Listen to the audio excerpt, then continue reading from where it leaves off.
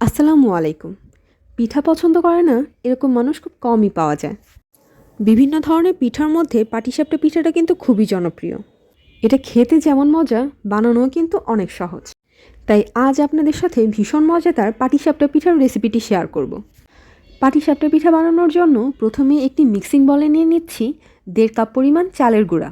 আপনারা এখানে শুকনো বা ভিজা যে কোনো চালের গুঁড়া ইউজ করতে পারেন। দিয়ে দিচ্ছি 1/2 কাপ পরিমাণ ময়দা, 1/2 চা চামচ লবণ। এখানে ময়দা মূলত পিঠা নরম করার জন্য দেয়া হয়। এই শুকনো উপকরণগুলো একটু মিক্স করে নিয়ে এর মধ্যে দিয়ে দেব 1 কাপ পরিমাণ খেজুরের গুড়। আমি খেজুরের গুড় একটু পানি দিয়ে জাল করে নিয়েছি, এতে মিক্স করতে অনেক সুবিধা হয়। খেজুরের গুড় দিয়ে ভালোভাবে মেশানোর পর দেখা যাবে এটা আঠালো আঠালো হয়ে গেছে। তারপর আস্তে আস্তে কুসুম গরম পানি অ্যাড করতে হবে।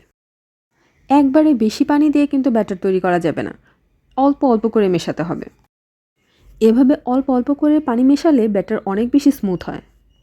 আর পাটিসাপটা পিঠার ব্যাটার কিন্তু অনেক পাতলা হয়। তেলের পিঠার ব্যাটারের মতো এটা বেশি ঘন করা যাবে না। দেখতেই পাচ্ছেন ব্যাটার কিন্তু অনেক পাতলা হয়েছে।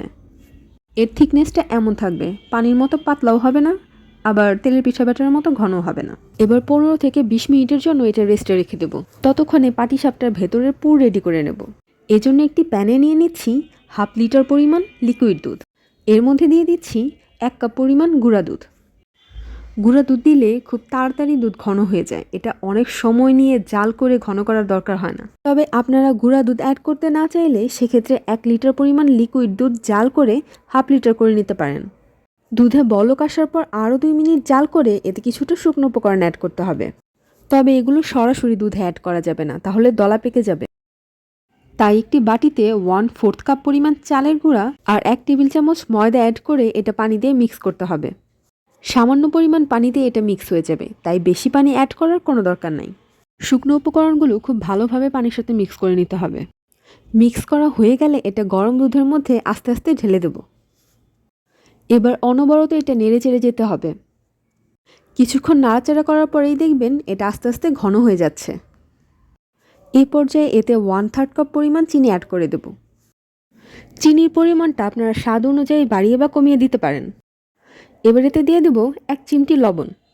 মিষ্টির পরিমাণ ব্যালেন্স করার জন্য এখানে লবণ ব্যবহার করা হয়েছে। অনবরত নাড়াচাড়া করতে করতে দেখবেন এটা খুব অল্প সময়ের মধ্যেই ঘন হয়ে যাবে। আর নামানোর ঠিক আগ মুহূর্তে এতে অ্যাড করে দেব 1/4 কাপ গুঁড়া দুধ। শেষের দিকে গুঁড়া দুধ অ্যাড করলে এর টেস্ট অনেক ভালো আসে।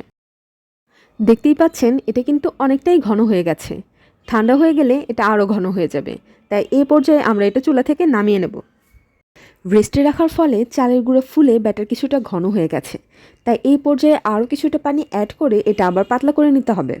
এ পর্যায়ে পানি অ্যাড না করলে পিঠার উপরের লেয়ারটা অনেক মোটা হয়ে যাবে আর খেতে ভালো লাগবে না। ব্যাটার কতটুকু ঘন হয়েছে তার উপর ডিপেন্ড করে পানি দিতে হবে। আমার এখানে 1/2 কাপের একটু বেশি পানি লেগেছে। শুকনো চালের গুঁড়ার জন্য পানির পরিমাণ একটু বেশি লাগে, আর ভেজা চালের গুঁড়ার জন্য পানির পরিমাণ তুলনামূলকভাবে একটু কম লাগে। এর থিকনেসটা দেখুন, এর কনসিস্টেন্সি এমন হতে হবে। আমার ব্যাটার রেডি। এবার চুলায় একটি প্যান বসিয়ে এটা হালকা গরম থাকা অবস্থাতেই এতে তেল ব্রাশ করে নেব। এবার একটি বড় চামচের 1 চামচ ব্যাটার এতে দিয়ে দিতে হবে। আমি এখানে 1/4 কাপ পরিমাণ ব্যাটার দিয়েছি, তবে আপনারা যদি পিঠার আকার বড় করতে চান তাহলে ব্যাটারের পরিমাণটা একটু বাড়িয়ে দিতে হবে। এভাবে ঘুরিয়ে ঘুরিয়ে ব্যাটার একটু স্প্রেড করে দিতে হবে। ব্যাটার শুকিয়ে গেলেই এতে খিরসা দিয়ে দেব। দেখতেই পাচ্ছেন খিরসাটা কিন্তু অনেক ঘন হয়ে গেছে। পুর দেওয়ার পর এটা আস্তে আস্তে রোল করে নিতে হবে। আমি এই পর্যায়ে চুলার আঁচ মিডিয়াম লোতে রেখেছি। এই জন্য পিঠাটা কিন্তু পুরোপুরি প্লেন হয় নাই, হালকা ছিদ্র ছিদ্র আছে। পুরোপুরি প্লেন করতে চাইলে চুলার আঁচ একেবারে লোতে রাখতে হবে। তাই চুলার আঁচ একেবারে লোতে রেখে আরেকটি পিঠা বানিয়ে দেখাচ্ছি।